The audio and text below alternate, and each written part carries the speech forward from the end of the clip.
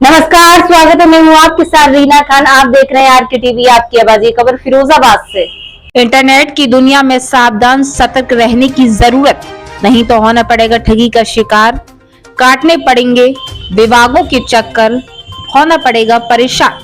जी हाँ, ऐसा ही एक मामला जनपद फिरोजाबाद के मक्खनपुर में देखने को मिला, जहां रहने वाले शैलेंद्र कश्यप सोशल मीडिया पर अपना अकाउंट चला रहे थे कि तभी स्क्रैच करने का ऑप्शन आया।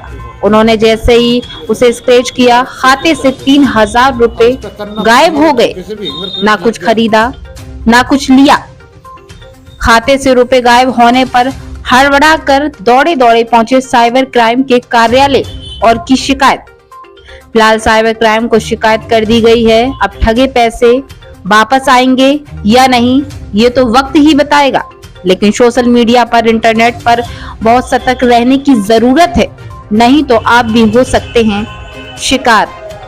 साइबर अपराधी तरह तरह के प्रलोभन दे लोगों को बनाते हैं अपना शिकार, और लालच में उनकी बातों में आकर लोग गवा बैठते हैं अपनी जमा पूंजी। सावधान सतर्क रहने की जरूरत। सतर्क रहें, सुरक्षित रहें। मेरा नाम शैलेंद्र कुमार कश्यप है और मक्खनपुर नगर पंचायत में मोहम्मदपुर नवादा वार्ड नंबर 10 में रहता हूँ। वहाँ मेरे दो कारोबार हैं, डेयरी का, दूसरा जो है जेल के चूल्हा का। हुआ ये कि एकदम मैं ऐसे ही उस पर फ़ोन चला रहा था, एक कॉल आई। कॉल आने के साथ ही कॉल रिसीव की। कॉल मेरे परिचित की थी, लेकिन वो फ़ोन टच कान से होता रहा और उसके बाद में मैसेज आया, कटा फ़ोन तैसे कि आपके खाते से 2999 रुपये उड़ गए। मैंने देखा तो उस पर लिखा नीलम स्टोर। तो मैंने कभी नीलम स्टोर से कुछ खरीदा नहीं, कुछ किया नहीं, लेकिन फ्रॉडी इस तरह से डालते हैं। जब मैंने इतना तो ध्यान है, जब कॉल आया था तो उस पर लिखा था इनाम जीतो। वो ही टच हुआ है कान से, इतने में ही पैसा उड़ गया है, 2999 रुपये। इसी तरह आगरा में हमारे भतीजे रहते हैं, अर्जुन कश्यप। तो ये काफ़ी समय से 2-2.5 महीने हो गए। तो उनके एटीएम से निकाल रहे थे तो 2-3 लोगों ने पीछे से एटीएम का कार्ड बदल लिया। बदलने के बाद जब घर पे पहुंचा, उसने एटीएम देखा था, तो एटीएम के बाद उसमें हुआ ये कि एटीएम बदला हुआ था। उन्होंने तुरंत ही बैंक में और उस सावर कैफे को सूचना दी।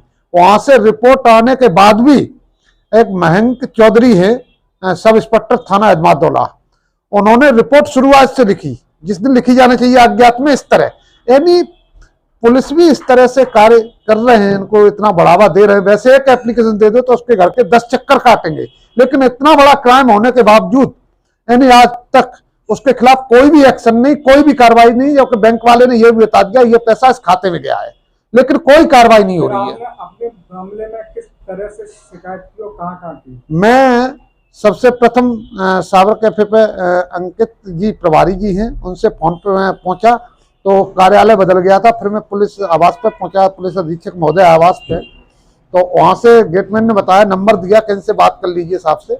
मैंने बात की, सर मेरे साथ में इस तरह हो गया है।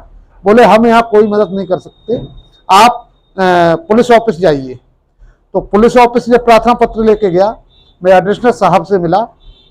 एडिशनल साहब ने उस पर कार्रवाई के लिए लिख के ऑफिस में दे दिया। अब वहां पहुंचेगा, अब वो क्या कार्रवाई करते हैं ये एक चीज अलग है। लेकिन मैं तो यही निवेदन करूंगा कि जो मेरे साथ में हुआ है, ऐसे ही कितने लोगों के साथ में हो रहा होगा। ये फ्रॉडी वैसे ही करोड़पति बने हुए। सरकार गरीबों का विकास कर रही है, वो गरीबों को लूट लूट के इस तरह, तब तो लूट होती थी, लेकिन आज इलेक्ट्रॉनिकली लूट हो रही है, जिस पर सरकार कोई भी विचार इस तरह का नहीं कर रही है। कि इस तरह के मामले जो डाल देते हैं कि इनाम जीतो, ये जीतो, वो जीतो, उस पर टच करो तो पैसा जो होता है मोबाइल से साफ। तो ऐसा क्या है, ये सरकार की नजर में है सब कुछ, लेकिन इस पर तत्काल कार्रवाई होना चाहिए।